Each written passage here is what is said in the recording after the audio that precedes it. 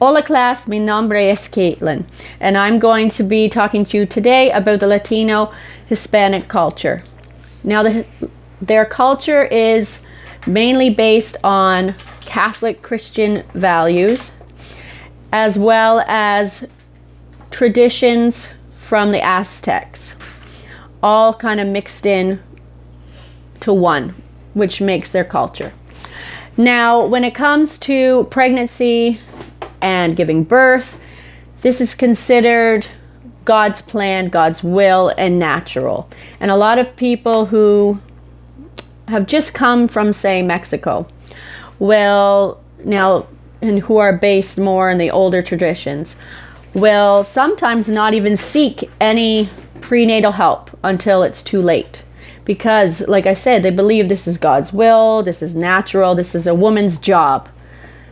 And if you do have them come to any prenatal classes or prenatal visits like Lamaze and things like that, you will never see a man. Because they usually tend, like I said, this is a woman's job. So women need to handle all of this.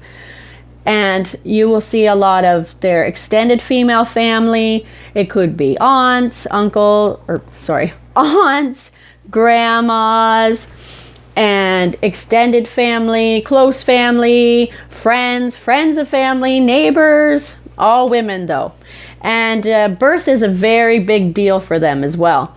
And so a lot of times they'll want to have birth at home, and they'll want to be surrounded by, well, whether they want to be or not, they will be surrounded by a lot of women. All the women in the community come together to support her and help her through this, and they all are just so excited for the delivery of a new baby. And a lot of times when you're pregnant, they have different myths, which are actually quite similar to the same myths that I grew up hearing about in our culture. And so some that are similar to ours would be the ring on the string. And you hold it over top of the woman's belly. And if it sways side to side, you're going to have a boy. And if it goes into a circle, you're going to have a girl. Now that's something I always remembered when I was growing up that they did to women around here. And also some more that seem to be common with other cultures as well, that I've listened to a few other cultures before making this video. But they say that if your face is round during pregnancy, they believe you're going to have a girl, and I've heard that before too. And if you carry a lot of your weight in the back, like you've gained some junk in the trunk, as they call it, a big bum, you're going to have a boy. And if your belly is pointy, like mine was pointy when I was pregnant, but in this case they say it's a boy. Mine was two girls when my belly was super pointy, and then I had my son and my belly was super pointy then, so obviously it doesn't make a difference, right? And they also say if you're more out to the side, like so, then you're going to have a girl. One that is very different that I've never heard before is they believe that if a pregnancy woman sees an eclipse, then her baby is going to come out with a hare lip or a cleft lip. Now, another one that is common with our culture that I hear a lot is if you have a lot of heartburn, you're going to have a hairy baby.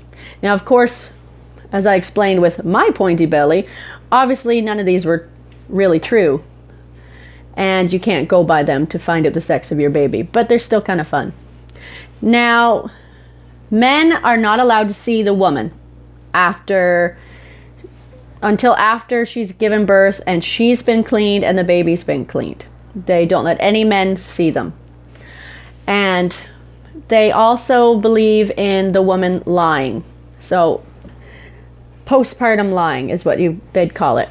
And that reason is so that she can regain her energy and her strength, get all of her fluids rebalanced, just everything to settle and her to be more herself. Because it is a very traumatic event on your body, whether it's natural or not. Everybody goes through it, and it's physically traumatic on the body, and we need a lot of time to recover. Now, when it comes to pain, physical pain, they believe in being more reserved and not really expressing how much pain you're in. Like they'll belittle it. You know what I mean? And so as us, it can be hard for us as healthcare professionals to get an honest answer out of them. So what we need to do, especially with the men in this culture are very like masculine, and they are taught from a young age that they need to be masculine and in control of their feelings and not express pain and be, you know, come across as not macho. They're very like, they need to feel macho and be macho. But the women too, when it comes to the physical pain, they are taught as children not to express it to an extent that, like, say, quote unquote, a wimpy person would. But, one second. Sorry, my kids are here too. Anyway,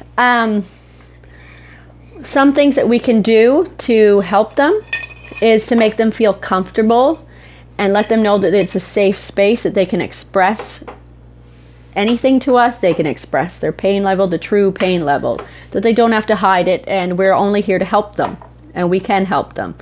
So we need to be sensitive in how we talk to the men especially, and make sure that we let them know that they're still macho, that everything is okay for them to tell us their pain and for us to help them, and it doesn't make them any less of a man or a macho man. Now, the culture does believe in pain medicine or pain relief tactics that we can do for them, but again, they believe that the pain is God's will. And so God, for some reason, they're going through this pain and it's all God's plan. So we need to come across it as offering it to them and telling them it's okay to take it if they want to, pain medicine or receive morphine and things like that. We just need to approach them differently and just make them feel comfortable and know that this is a safe place, again, like I said, and that it's okay for them to need it and to take it. Now, when it comes to death, now they all believe that death is in God's plan, so they handle it better, per se. But of course, like all of us, we would rather people have lived in our culture. We believe the same thing, that we would rather people, you know, live life to their fullest, per se.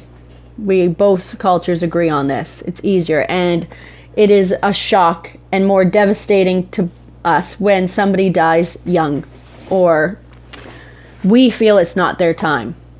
Now, as a Christian, I was taught and raised that, you know, everything's God's plan, everything's God's will, everything you're going through, i.e. same the pain and death. When you die, it's when God chose to take you. And that's what they believe as well.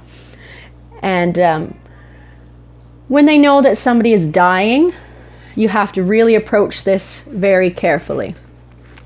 And the most respectful for their culture thing that you can do would be to address the eldest person in the room other than the actual patient. So whether it be, if it's a young person, it'd be their father or their grandmother or great uncle. You go to them first, because in this culture, decisions aren't made without the whole family getting involved in it. Every decision is a family-based talk, look for advice.